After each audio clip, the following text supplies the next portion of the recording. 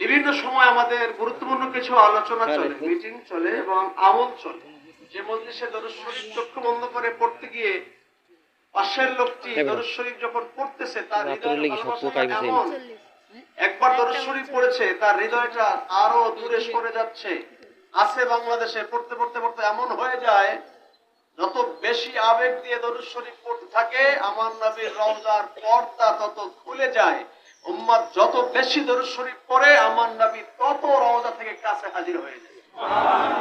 দেখা যায় দু ব্যক্তি পাশে বসা, একজনে দরুদ শরীফ পড়তেছে আর একজনে বসে আছে, তিনিও দরুদ শরীফ পড়ে কিন্তু এদিক ওদিক তাকাচ্ছে, দুনিয়ার খেয়াল করছে। একজন ব্যক্তির সাথে আমার নবীর দিদার হচ্ছে, আর একজন ব্যক্তি কিছুই টের পায় না। হাসরের ময়দান কায়েম হবে, আমার নবী দৌড়ে এসে উম্মতকে কোলে তুলে দেবে, উম্মত তুই দুনিয়া ছিলি, আমি তোকে দেখি নাই, তুই আমাকে দেখস নাই, আমাকে মহব্বত করে চক্ষু বন্ধ করে দিয়ে তুই মদিনার দিকে নজর যখন লাগিয়ে নিয়েছ, তোর কানেকশনে আমি মদিনায় থাকতে পারি নাই, আমি তোর মুসল্লায় তোর জায়নামাজে আমি হাজির হয়েছি। পাশের মানুষটা বলবে, হুজুর আমিও তো ছিলাম। আল্লাহর হাবিব বলছেন তোর মহব্বতটা আমার জন্য অত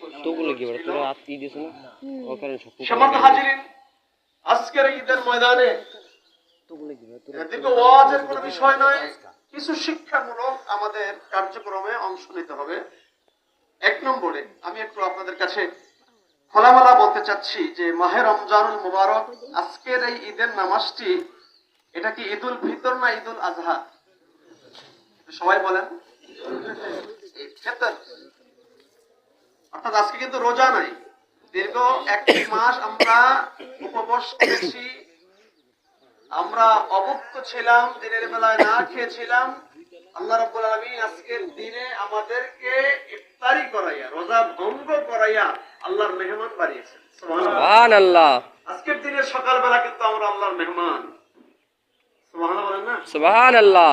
আজকে আমি আপনাদের কাছে শর্টলি বলবো, দেখি আপনি মনে রাখতে পারেন কিনা, যে রমজান তো চলে গেল ঠিক, কিন্তু রমজান চলে যাওয়ার মধ্যে আমাদের জন্য আমরা কি করতে পেরেছি, বা রমজান আমাদেরকে কি দিয়েছে, আমরা কতটুকু অর্জন করেছি। যেমন